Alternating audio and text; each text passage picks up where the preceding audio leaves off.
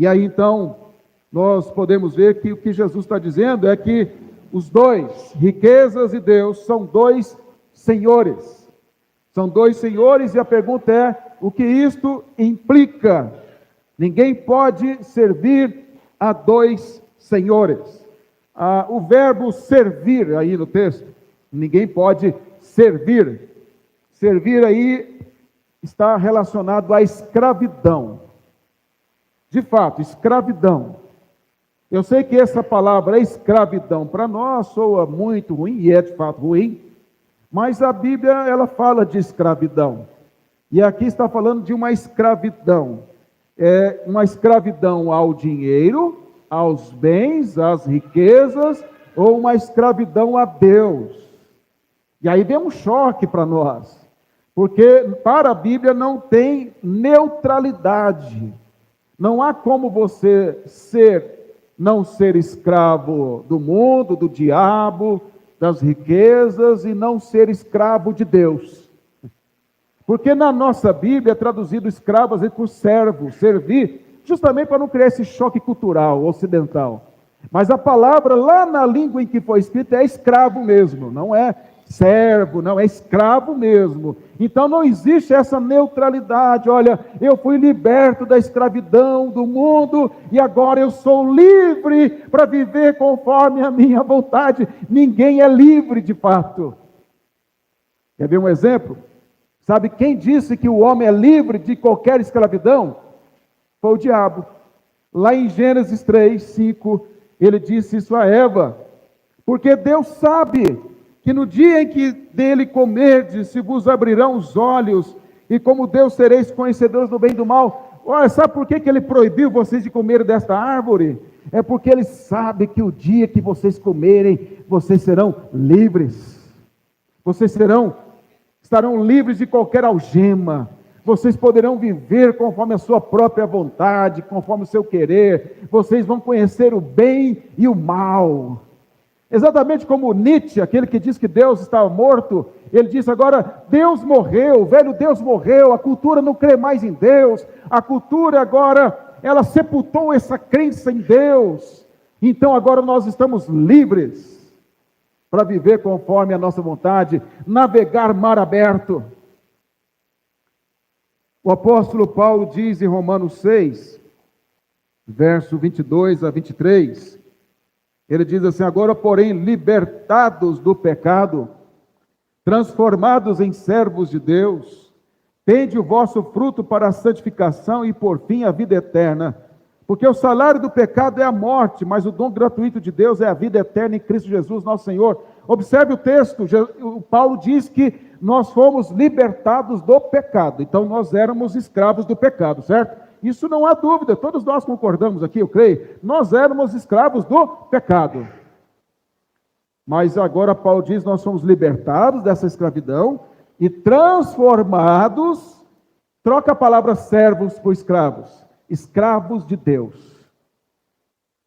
Você acha ruim ser escravo de Deus? Eu não acho, é maravilhoso. Para mim a melhor coisa do mundo é ser escravo dele. Paulo diz, troca a palavra servos, a tradução aí não seria servos, seria escravos.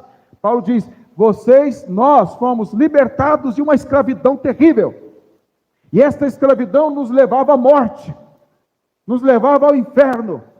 Mas agora nós somos transformados e pertencemos a um outro reino, do qual nós somos escravos desse rei. Mas essa escravidão nos dá vida, essa escravidão nos dá a liberdade em Cristo. Esta escravidão, que parece contraditória, ela traz liberdade. Liberdade de nós mesmos. Libertação de nós mesmos, libertação do diabo, libertação do mundo. Nós não pertencemos a nós mesmos, não pertencemos ao mundo, não pertencemos ao diabo, nós pertencemos àquele que nos criou para Ele. E criar para Ele, viver para Ele, é a satisfação da nossa vida. Então Paulo diz, nele nós temos a vida eterna, e aqueles que vivem na escravidão do pecado, o salário deles é a morte, é o pecado, é a morte. O que Paulo diz também, eu só menciono aqui, Paulo diz em Colossenses que nós fomos transportados do império das trevas para outro império, para outro reino. o reino do seu Filho, o reino do seu amor.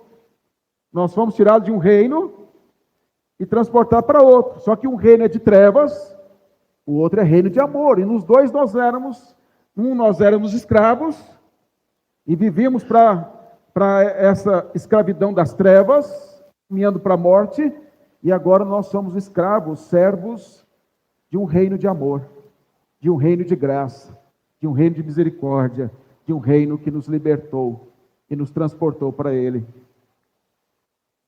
Quando nós olhamos para a escravidão no período bíblico, temos que entender que não é como no Brasil, que foi por questão da cor da pele, como nosso atual presidente disse e agradeceu à África pelos 350 anos de escravidão no Brasil, teve essa capacidade de agradecer a escravidão. Lógico que não é nesse contexto ocidental quando a gente pensa em escravidão, pensa na escravidão de africanos. Mas a escravidão no período bíblico não era por cor da pele. Eram pessoas que eram dominadas, nações que dominavam as outras, então escravizava as outras nações, e havia lá os vários níveis de escravidão. E olha, eu não estou defendendo escravidão, pelo amor de Deus. Estou explicando para você entender aqui o que Jesus vai dizer, para você compreender as coisas. Quando nós olhamos na Bíblia, por exemplo, nós vemos José não era escravo no Egito, ele não estava na casa de Potifar, e José sofria ali, enquanto não foi ali armado a cilada contra ele, tudo estava ao seu domínio na casa de Potifar, e ele era escravo, e vivia muito bem, com roupas boas, bem cuidado, ele não era alguém algemado ali, escravizado, chicotado nas costas, não, ele vivia bem, até que armaram contra ele a esposa de Potifar, aí já é outra cena. Quando nós olhamos para Israel, lá no Egito, os hebreus sendo escravizados pelo Egito, aí sim, aí nós vemos eles sofrendo realmente, eles passando dificuldades, havia realmente uma situação realmente angustiante sobre eles, do domínio dos egípcios que queriam explorar a mão de obra deles e tinha medo que eles crescessem e dominassem o Egito. Mas quando nós olhamos em outros momentos que Israel se torna, a nação, se torna escrava, por exemplo, na Babilônia, alguns são levados para a Babilônia, como Daniel. Daniel estava passando necessidades econômicas na Babilônia, quando era escravo, não, ele comia do melhor. Ele estava longe da terra dele, sofrendo longe dos seus pais, a sua cidade destruída, mas ele e os que foram levados para a Babilônia eram escravos, mas estavam muito bem, em termos sociais, em termos econômicos, bem cuidados, bem vistosos, ao ponto que um escravo subiu ao poder da Babilônia. Os persas fizeram o mesmo, depois os gregos dominaram Israel, e quando nós chegamos aqui no período do Senhor Jesus, quem é que dominava Israel? Os romanos. Romanos tinham escravos? Tinha. Israel era como uma nação escrava? Sim. Eles prestavam serviço a Roma, mas os romanos, embora explorassem Israel, eles permitiam que Israel tivesse lá suas leis, tivesse seus costumes, suas tradições, sua religião. Só depois eles vão perseguir por outras razões. Mas o fato é que quando Jesus fala isso aqui, não pode servir a dois senhores, ele está falando para um público que sabia o que era escravidão. Nós não sabemos. Eles sabiam. Entendeu aí o que eu estou querendo mostrar? Eles compreendiam isso. Sabe qual que era o valor de um escravo para um romano, na época de Jesus? Um escravo valia tanto quanto um boi ou uma peça de arado. E o mais interessante ainda, é que quando a igreja é fundada, havia senhores e escravos dentro da igreja. E o mais impactante ainda, é que na igreja não podia ter acepção de pessoas, como tinha lá fora. Na igreja, um escravo podia ter cargo de presbítero. E o senhor dele ser um membro da igreja. Imagina só, na igreja, naquele contexto do Império Romano, um escravo na igreja ser pastor do seu senhor. Por quê? Porque a igreja é outro reino.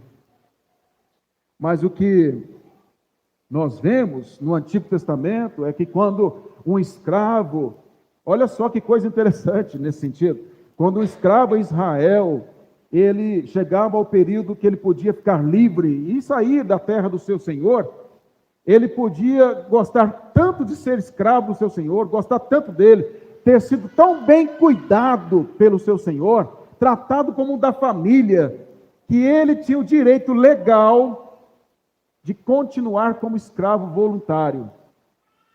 Então chegou o tempo dele não mais ser escravo, isso acontecia em Israel, e ele queria continuar servindo ao seu Senhor por gratidão, por reconhecer que ele era muito bem cuidado naquela casa, tratado como da família. E aí então, sabe o que tinha que fazer? Tinha que furar a orelha dele, para que as pessoas olhassem para ele na rua em Israel e dissessem: esse é um escravo livre, esse é um escravo voluntário, ele quis ser escravo. Adivinha qual é a imagem para nós? Eu quero ser escravo do meu Senhor. Você quer ser escravo dele? Escravo dele. Voluntário. Livre.